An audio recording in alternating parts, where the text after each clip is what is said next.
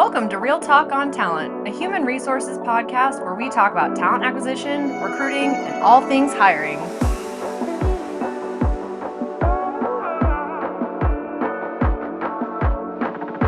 Hi, Dina. Welcome back. Hi, Hilary. Excited to be here with you as always. I know. Real Talk on Talent, my friend. Here we go. Let's do it. Last time we talked about people, and specifically throwing out culture and core values and culture-based hiring. Yes. And all of the fun things about great people.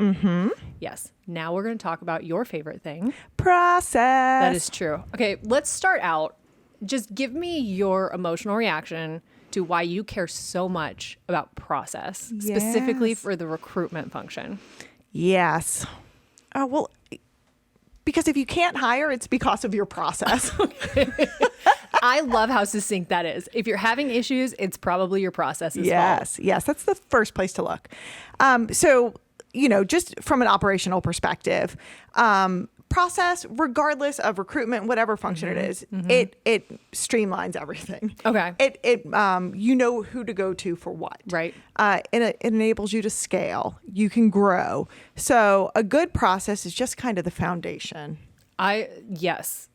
And one thing that I often see is we talk about process, and organizations, especially more established organizations, say, oh yeah, we've got a process. And what they mean is that people are following a set of steps to get where they need to go. Yes. But when you talk about a process, or when you and I sit down with an organization and say, hey, you need to fix your process, they often say, well, we have one. Yes. But that's not what you're talking about. No, you know what? I'm so glad you made that distinction. So can you define, when you say, if you're having issues hiring, process is probably one of your main issues. What do you mean when you say, this is what your process should be? Define that word. Yeah. So when I'm thinking of the recruitment process, I am thinking of everything from a new position getting approved to the day a candidate walks in the door. Okay. And it's every step. And we say candidate for their first day of work. You know what? Great point. Okay. A new hire walks in the door. Yes. Yep. Day one. And it's every step in between. Okay. But it's not only each step. It is who is responsible for that step. What are the expectations around that responsibility? Yes. When are you supposed to get back to somebody? What are the decision points? Yes. What happens when there's a yes? What happens when there's a no? What happens when there's a maybe?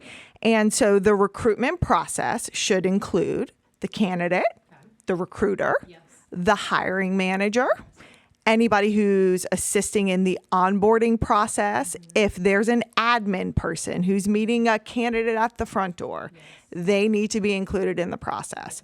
So when I think of a process, I see a Visio workflow. Yeah, we love a Visio workflow. We love a Visio. And there's 50 boxes on here. Yes. And they're color coded to different people. And then there's a subsequent page of notes associated with it that's going to really outline the detailed expectations around what a person is doing within the process. Absolutely. So you hit on a couple things that I think are especially critical.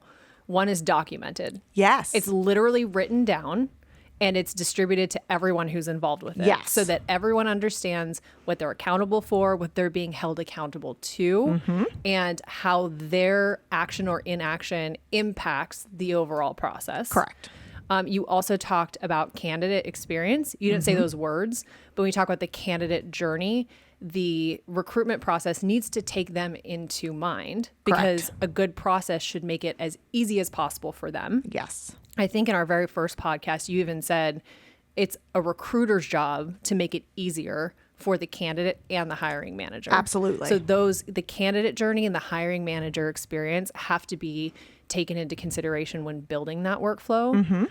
And then talking about those decision points and SLAs on turnaround time, so you can have a quick time to fill, a fast hiring experience. So you don't lose candidates. Yes. How many times have people lost candidates because they got stuck between handoff between recruiter and hiring manager? All the time. All the time. And there's ways to eliminate that with a good process. I love that. There we go. When you sit down and let's talk about red flags. Okay. When you sit down with an organization, or you have a TA leader come to you and say, Dina, I'm a high growth company. We now need to double the amount of hires we need to make. what are some of the red flags that you see that may indicate an issue in the hiring process? So usually what I'll do is I'll ask people, where are you losing candidates in your process? Okay. Are they applying and you're not getting them on the phone? Have you phone screened them and they're not showing up for interviews? Have you sent them to the hiring manager and you're not hearing back? Yeah. So if you're lucky, data will tell you where you're losing the people. That doesn't always happen. So sometimes it's a conversation with various stakeholders to understand their perception of where candidates are falling off. I think that's a really important thing is perception, because do they know, like, are there times when they don't even know? Yeah. Or they think they know, but then when you start to dig in, then it's clear that's not actually the problem. And then that seems like it'd be a red flag that, oh, it's not candidate flow. It's not your recruiter. Yeah. It's the fact that your recruiter is working in a funnel where you're losing candidates left and right because of X or Y. How do you diagnose that? Yeah. So, and pretend there is no reporting, because reporting is contingent on a good process. Yeah. So how do you go ahead? So you have to talk to the recruiter. You have to understand where they think the bottleneck is. Okay. Then you need to talk to not one hiring manager. You need to talk to a few hiring managers. Yeah. Why is that? Well, you'll be able to pick up trends. Okay. So you'll be able to see that the recruiter's doing really good with these 3 hiring managers. This one hiring manager is saying, listen, the recruiter is just not, these candidates aren't coming through. Well, let's talk about it. Is that really the problem? So I think a larger data set allows you to identify more qualitative points that could be messing up the process. So I've got a question on that. So if they say, okay, it's great with these 3 hiring managers, but this 4th hiring manager is having issues. Yeah. How do you distinguish where that's a people issue versus a process issue? Yeah. Or just kind of walk me through how you navigate additional discovery on that kind of a thing. Yeah. So usually what I like to do in these scenarios is really sit down with the hiring manager and the recruiter and have the recruiter explain their process to the hiring manager. This is what I'm doing. This is what I do with other managers, and this is how it works. Yep. And then the manager will explain, well, this is my perception of where things are falling apart. And oftentimes what we will find is there's just misaligned expectations. Got it. People don't know what to expect. So often when we talk about a broken process, it's not that I'm picturing like a car going down the road and like one of the wheels is falling off. It's not always that. No. It's just that without that documented, very clear cut, very structured process, it opens a door for nuance or confusion that can lead to that broken element. You're 100% correct. And so I'll give you an example that we see all the time. So we never want to send a hiring manager 40 resumes and say, pick out one that looks good. We want to send them 4 to 5 candidates who are great. Correct. Hiring managers don't always know that. Lots of hiring managers are used to looking at every resume and picking them themselves. That's a really good point. And so when you insert a recruiter now for the first time or whatever, and the recruiter's only sending them 4 candidates, the hiring manager's going, I'm not getting any candidates. This isn't working. The process is broken. This recruiter's not doing their job. Expectations. Complete. And that is a really good example when you're thinking about maybe a mid-sized company or a company that's now hit a tipping point of needing to invest on their internal teams. How is it the same or different when you think about a large established organization? So like picture some of our large healthcare accounts. Okay. And you're like, is it a different discussion at all? Or like, how can that expectation rear its head when you have a much larger organization? Yeah. So I think that the problems are going to be the same if you're a 100-person shop or a 10,000-person shop. Yes. So it's typically the same problems. Really, it's just following a consistent process to discuss your recruitment process and to diagnose it. To me, it's really all around education and making sure people understand what your role is. Yes. And so, when we partner with large healthcare organizations, we will come in and we will change the recruitment process. And when we're showing this to managers, we're showing this to them in several different ways. Oftentimes, we're going to go do a roadshow where we're doing presentations to hundreds of managers and saying, this is the new process.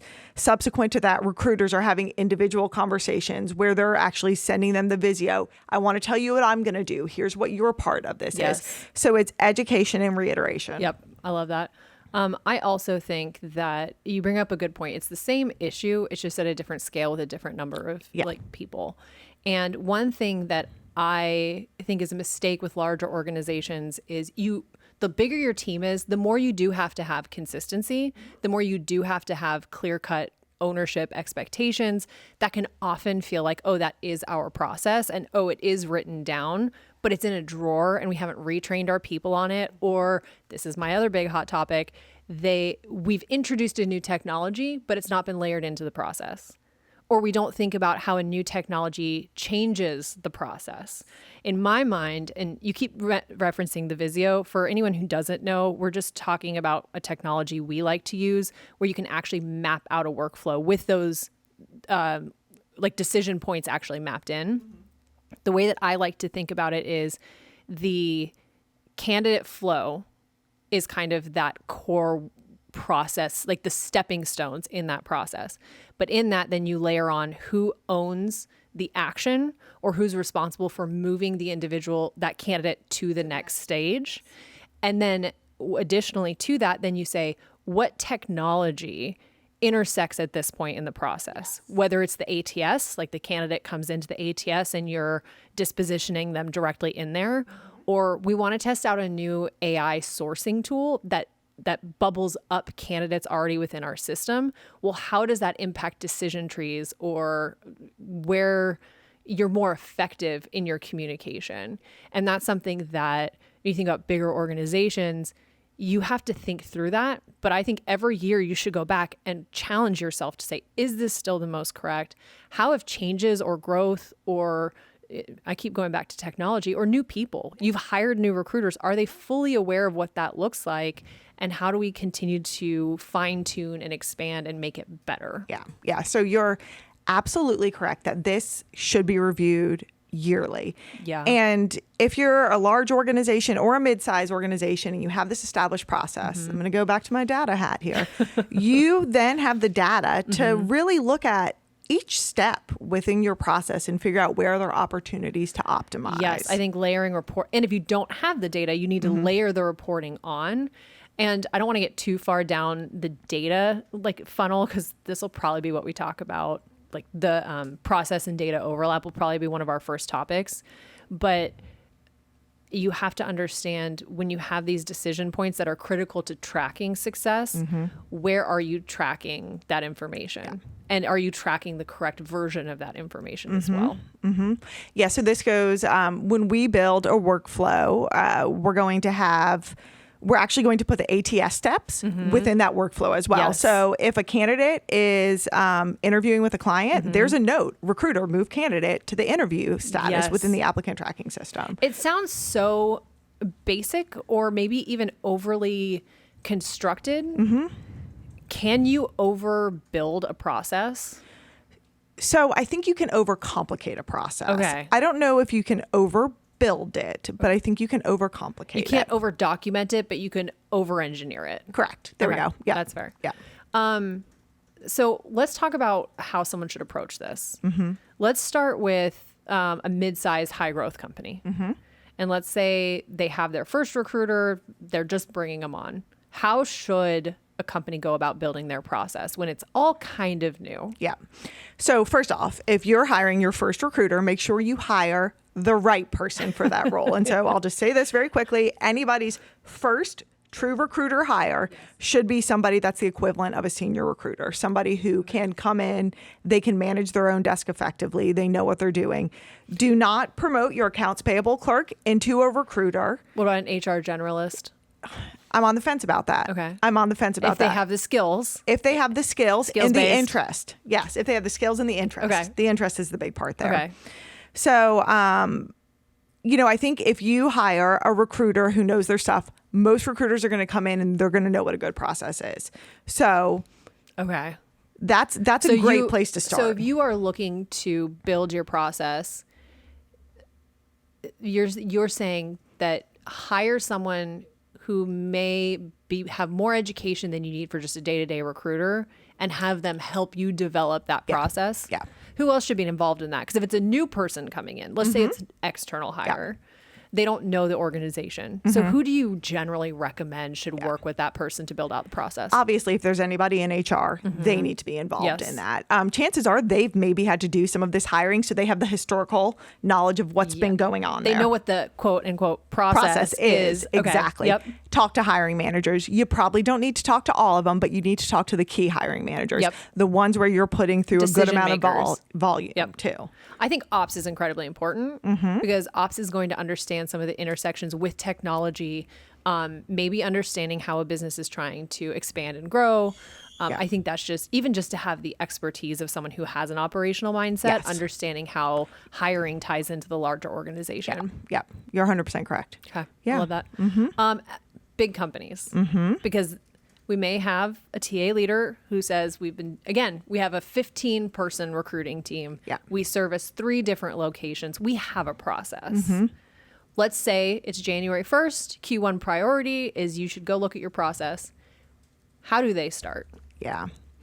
So I love asking our customers, which in this case is going to be our candidates and our hiring managers, for their feedback. Okay. Yeah. What are your interactions with the recruitment team? All right. How do you like working with us? What do you think goes well? Third what party doesn't go perspective. Exactly. Yep. That's a really good point. So that gives you opportunities to really work on your internal customer service, so to speak. I like that. I took a little bit of a different approach. My first thought was, how does hiring tie into your larger growth and business goals? And how can you start where it's going to have the biggest impact to those goals? Okay. So if you know you're going to have seasonal hiring, so you're going to have a big crunch of candidates coming through, write down what your process is and start to think about where you're going to have those pain points, and start there with saying, is there something we need to look at to change the process? Because I think if you have a structure that's run pretty well, that has a lot of people to it, so you don't necessarily want to throw the baby out with the bathwater and start over, saying, what are the things we're going to have to preemptively look for? Or what are the things I, as an HR leader, am being asked to do? And look at your process through that framework to really challenge yourself to be honest about what opportunities are there, even if nothing is glaringly broken. Yeah. I think that's a great opportunity. Yeah, no, that's a great point. And so we're working with a partner right now, and they have seasonal hiring needs. They're 80% of hiring that they do comes down in 3 months. And so for them, they could look at completely revamping their process, where the recruiters were taking a less active role in candidate screening and managers were having to do more of that, or they could look at bringing on additional resources. That's an interesting thing. Do you ever recommend having a temporary process? Like, here's your standard process, then here's your 3-month process, or is that overly complicated? Yeah. I think sometimes it works. Okay. I think sometimes it works. I'm a fan of keeping process consistent and not changing it for short periods of time.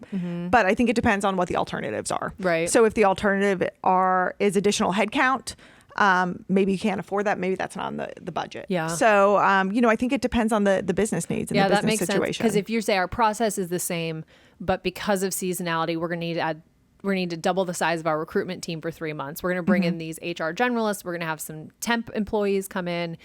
Here's the new decision maker because the team is larger. Yeah.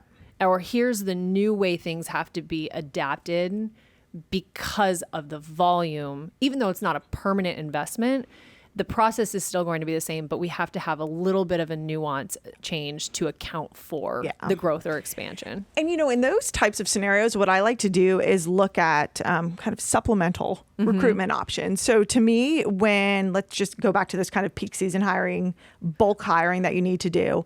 By the way, my background is in peak warehouse hiring. Okay. So every time we talk about it, I get really excited, but also really stressed out. Yeah, so keep going.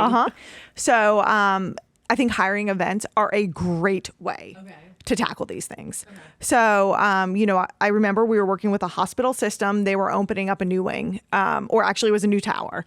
And so we needed to hire close to 100 people between CNAs, RNs, whatever it was. In our regular day-to-day hiring, that wasn't going to happen. Right. And so, for a certain amount of time, recruiters set aside a couple hours to build a really great hiring day. And what we did was we had a hiring day where we had just hundreds of candidates. in and out. So you're not necessarily disrupting a process for 3 months. Right. Instead, it's kind of just a spike for a day. Let's get out there and make it happen. You bring up a really interesting point around the recruiter day in the life.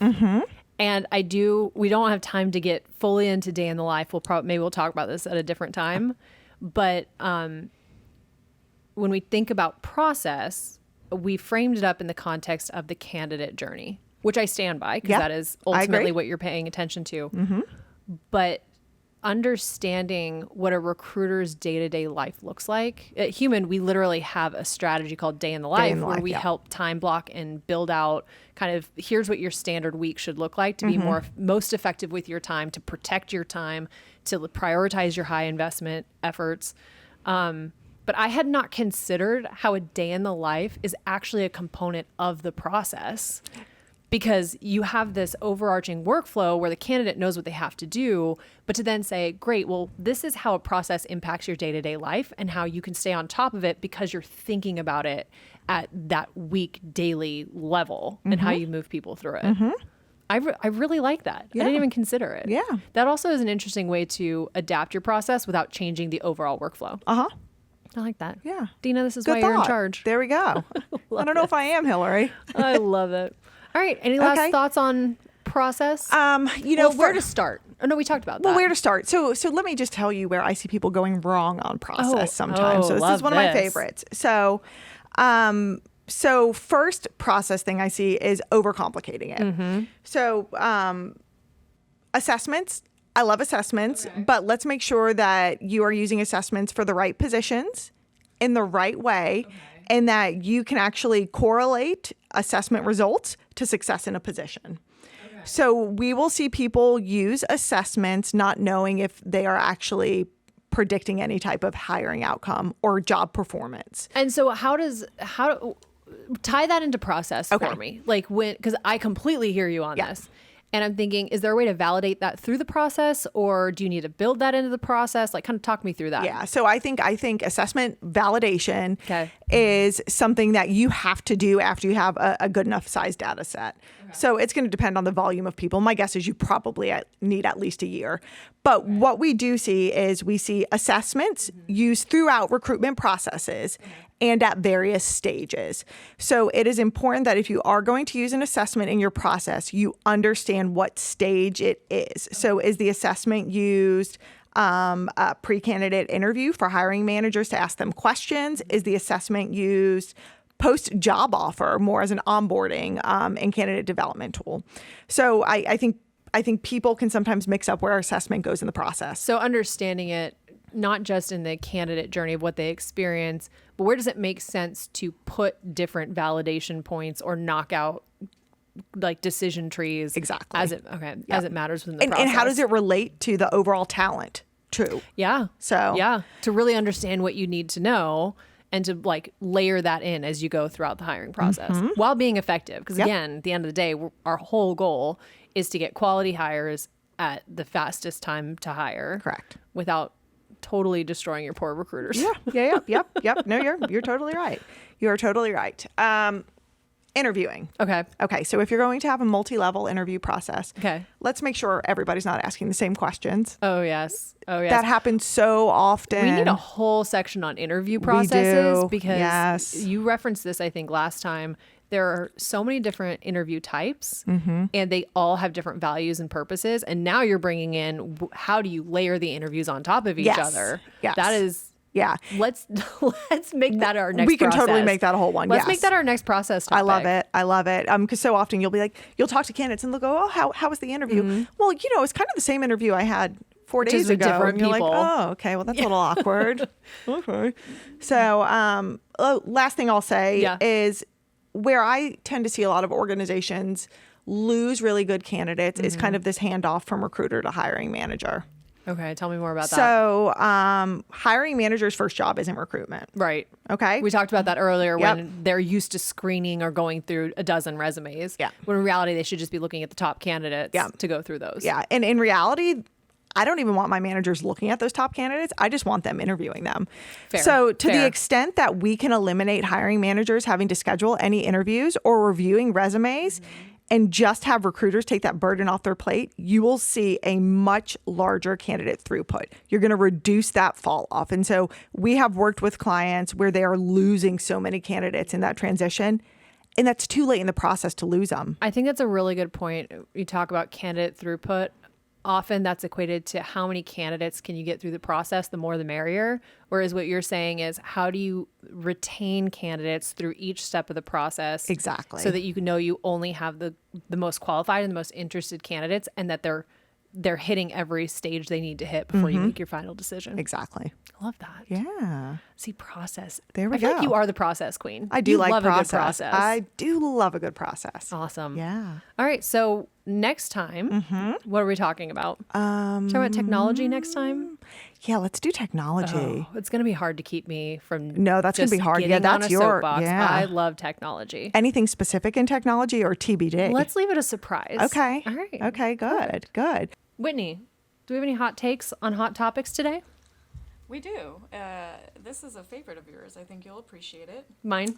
It's, it is from our friends over at HR Brew. Shameless plug. If you're not subscribed to their newsletter, please do. It's excellent. They are great, and that was not a sponsored plug. Absolutely not. I just love them that much. Okay. So, Bankrate just conducted a survey where they interviewed over 2,000 full-time workers.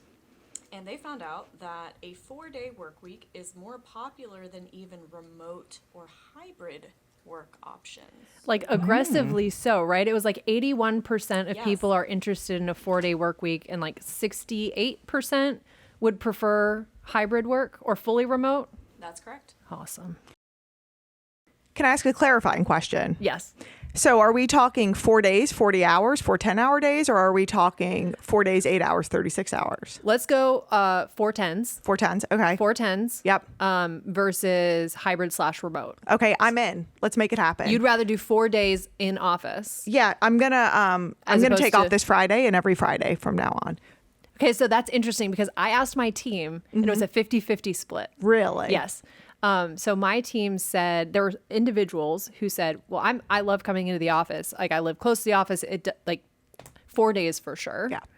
But then others who said, "I would rather have more flexibility in where I work and work 5 days." Yeah. Interesting. So for me, I go back and forth on this one because I really do like the idea of a 4-day work week. Logistically, I do want to talk a little bit. Well, let's talk gets logistics of challenging. a 4-day Yeah. work week. But I also know, like, I have a lot of family in California. So if you said, okay, well, Hilary, you're going to have to take PTO whenever you want to go visit them versus I'm going to go work in California on East Coast time. So like kind of do a weird schedule, but work there for a week so I can spend evenings hanging out with family. Would I give that up to have my Fridays free? Good point. Good point. On my day-to-day Yeah. basis, I may say 4 days, but then on those times a year where I'm like, I want to go. You want the flexibility. Yeah. So we're, excluding the decision point, do you have to do 4 days or remote? Yeah. What are your thoughts on just 4-day work week Okay. alone? Yes. So when 4-day work weeks first started to be a thing, when I was young in my career, my chief marketing officer, I almost said medical officer from all of our work with healthcare, my CMO, Little difference. a little different. He came to us and said, hey, I want to figure out how we can make this happen. And I said, I love the idea. It's never going to work. And the reason for that is I think a 4-day work week is fantastic. What I haven't been given the opportunity to really workshop through is what do you do when you have when your employee structure does not line up with your customers? That's the problem. So, and Yep. just to define what I mean, because Dina and I have talked about this, we have recruiters, and recruiters are available for their hiring managers, and hiring managers of our clients are working 5 days a week. So if all of a sudden your recruiters are not available 1/5 of the week, there's a misalignment with what the client is expecting in that service level. So how do you balance that? I think it's totally doable, but I think that's one of the issues that's holding back companies like ours from really saying, yeah, let's figure out how to make this happen, right, wrong, or indifferent. Yeah, it's an expectation and a service level thing. Yeah, and it's your customer really that you Yeah. have to figure out how are you Yeah. gonna navigate that Yes. with them. So Yes. I mean, it's tough because you could look at some companies and be like, well, this department does 4 days, this one has to be here 5 days. It's hard. Then you start just putting can't figure it out. hierarchy in. Like Yeah. if all of a sudden you say, oh, Hillary's marketing department can do 4 10s, but the 75% of the business has to be here 5 days a week. All of a sudden there's a level of separation, elitism, whatever. It's just, it's not really fair. No, So it's not. it's a structural thing that I think needs to be figured out. Yeah. But I'll say this, we figured out hybrid work. We did. And many people thought that would not be possible. You are correct. So I think it's possible. It's just Listen, I'm a huge fan of it. 4 days or hybrid? 4 days and hybrid. Let's just not have another pandemic to force us to Oh, figure please it out. no. And it's going to be a pandemic that only comes 4 days a week. So there we go. One day a week pandemic. Yes, So everyone has to that's work it. from home. We got pandemic on Friday. Got to go home. We're putting bad juju out there, my friend. We need to be No, careful. no, with take that. it back. That is an interesting one. Yeah, yeah. So, I mean, I think it's a great concept. I don't know how to start. I wouldn't even know where to start with it. It's a whole shifting of expectations. I think that is the point that is most interesting on this, is that we are in a situation where we have the freedom as leaders in our business to rethink what the definition of work looks like. And we have to be careful to not say like, oh, 4 days a week works in Europe, so therefore it's going to work for us. It may, but I think that limits the creativity to saying, what does work life look like? Yeah. How do we define that? How do we, while still maintaining our unique employee experience, while still maintaining the right customer service expectations? And I think that is my big takeaway is as an HR leader, as a people officer, have fun with it. Get creative. That's my hot take. There we go. Loved it. Dina, as always, my friend, Hey, it's a pleasure. it's a pleasure. Till we meet again. I'll see you next time. Bye. Bye.